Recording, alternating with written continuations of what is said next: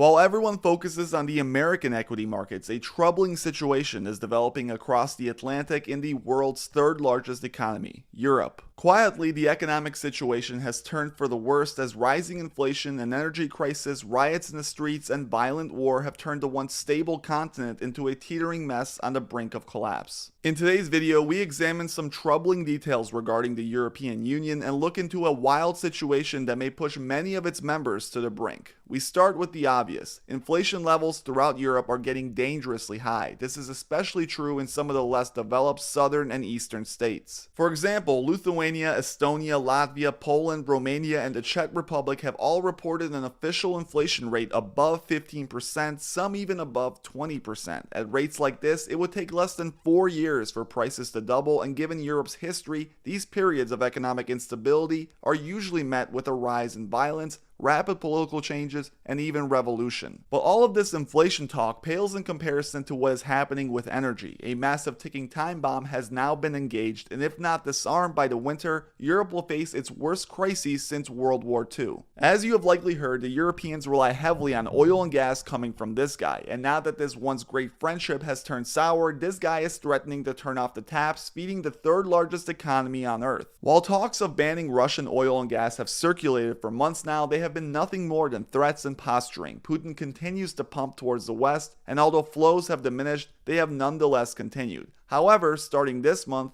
flows have been getting slashed, with Russia citing maintenance issues with various equipment. In fact, it was recently announced that the Nord Stream 1 pipeline, the EU's biggest piece of gas import infrastructure, will be closing on July 11th for maintenance. The big question on everyone's mind is obvious. Will it be turned back on, or will Putin execute a squeeze on the European energy sector, a move that threatens to completely collapse the European economy? That's not an exaggeration either. One of Germany's top union leaders was quoted saying that because of the gas bottlenecks, entire industries are in danger of permanently collapsing. That includes aluminum, glass, and chemicals. It's hard to do business and compete with the rest of the world when you're paying up to 10 times more than everyone else for basic input costs. Even without the closure of the pipeline, Germans are already facing the consequences because of the reduction in flows. The German front-year power price level has jumped to 343 euros, a price that has never before been seen in history and 6 times more than what Germans were paying historically. Javier Baez, an energy columnist at Bloomberg, took to Twitter to say that at these levels, German manufacturing would simply crumble. For more evidence of this developing situation, look no further than the TTF,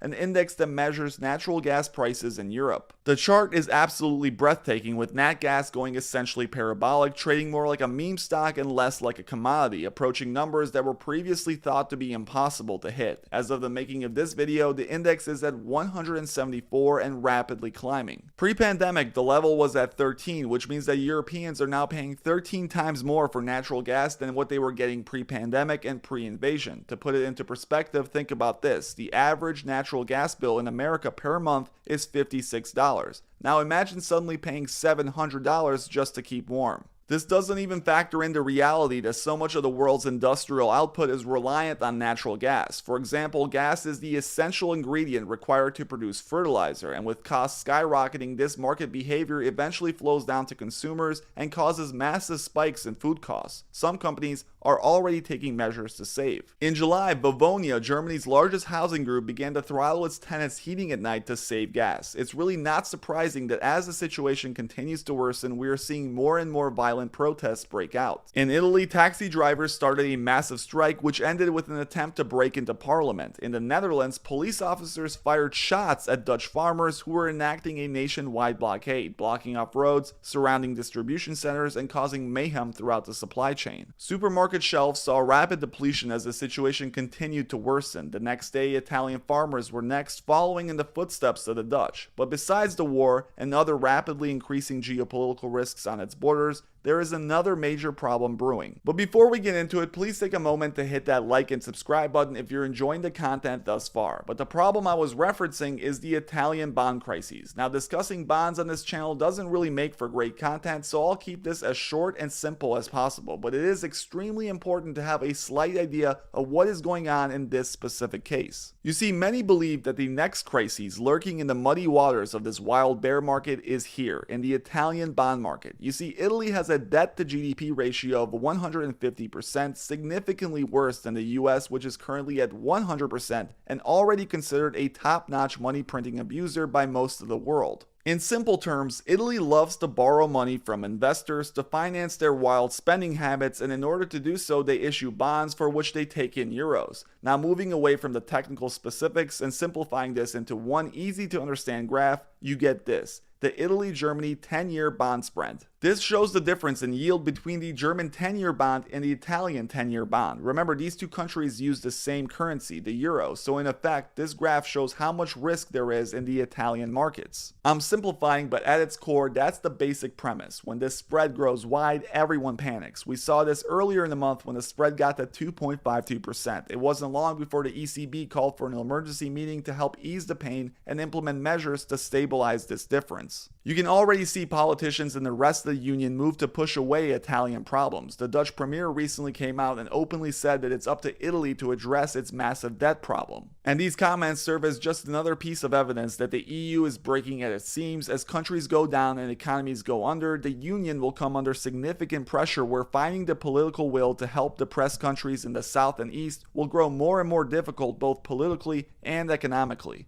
Unlike the United States, the massive cultural differences between each of the EU member states makes for an alliance that many speculate isn't as tight as once believed. The EU has never really been tested with a major problem affecting one of its big pieces. A default by Italy would truly stretch the limits of what Brussels is capable of, and ultimately the financial pressures of such an event could easily put the euro into serious problems. The next couple of months will be extremely important for Europe, and finding a way to manage the energy problems it is set to face during this year's winter will be the ultimate test. I would love to hear from Europeans in the comments section firsthand. Thank you guys for watching. As always, please make sure you hit that like and subscribe button if you enjoyed it.